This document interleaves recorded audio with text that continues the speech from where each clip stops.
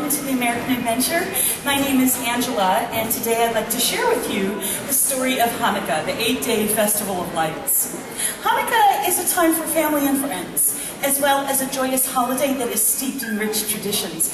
If you look behind me, you can see the traditional symbols of Hanukkah. I'll start with this beautiful piece. This is a menorah, also called a Hanukkah. It's an 8-branch lamp symbolizing the 8-day miracle of the burning oil. The 9th candle in the center, that's called a shamash, or a servant candle, and that's what's used to light all of the others. One candle is lit each night until all have been lit. The candles, they're always placed in a menorah from right to left, but then they're lit from left to right, beginning with that newest candle that was added each night. This all takes place while singing beautiful, beautiful blessings. I'm going to show you something a little more playful. Who knows what this is? It's a dreidel, right? Have you played dreidel before? It's really fun. It's really easy. The dreidel is a toy. It's a spinning top. A long time ago, the Jewish people were forbidden to study Torah, so the dreidel was used as a way to secretly study Hebrew lessons. They printed the Hebrew letters on all of their dreidels. Now, these 4 letters are Nun, Gimel, Hey, and Shin.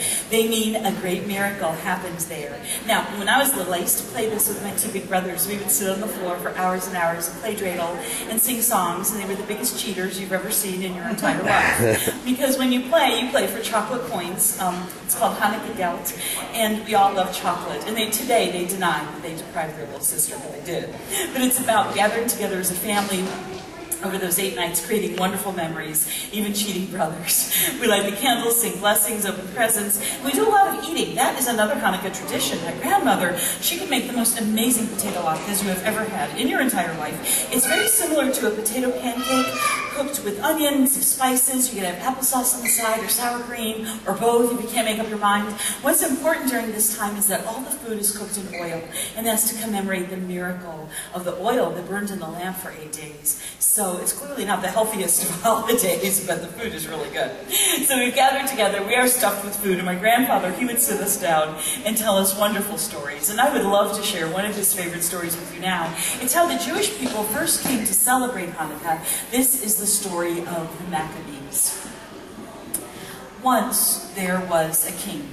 His name was Antiochus. He was a mighty ruler of 3 nations, one included the Jews. Well, one day, Antiochus announced loudly and proudly, "I will unite all 3 nations to become one mighty, powerful Greek nation.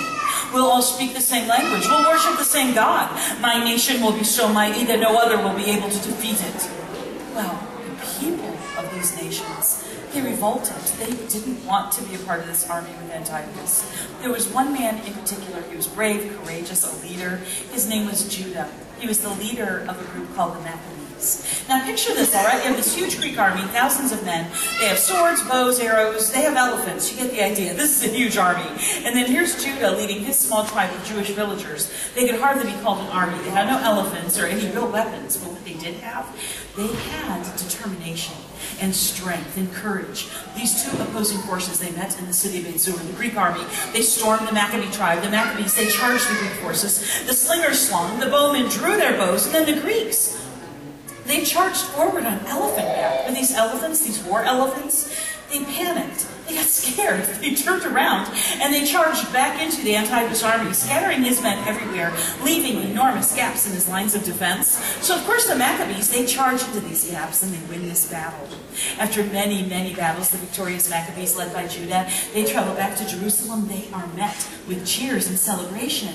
But their celebration is short-lived because, look at you studying, because when they return to their temple, they find the temple, it's ruined, it's desecrated.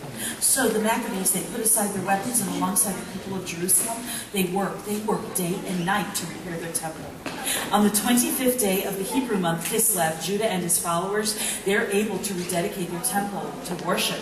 Now, according to legend, when they went to light the lamp, they could only find 1 vial of oil that hadn't spoiled. Well, 1 vial would burn maybe a day if they were lucky, but here's where the miracle occurs. That tiny amount burned for 8 days until more could be obtained. So ever since that time, over 2,000 years ago, the Jewish people have celebrated Hanukkah, the festival of lights. The burning candles in the menorah remind us of the miracle of the oil that burned in the lamp for 8 days, and of a tiny band of men and women who defeated the mighty empire, and they won the right to worship in their own way. I know I told you this is one of my grandfather's favorite stories, but clearly it's one of mine too, and I thank you for letting me share this with you today. I wish every one of you happy holidays, and may you enjoy the many blessings and miracles of the season. Hanukkah Sameach. Thank you. Thank you. Thanks so much.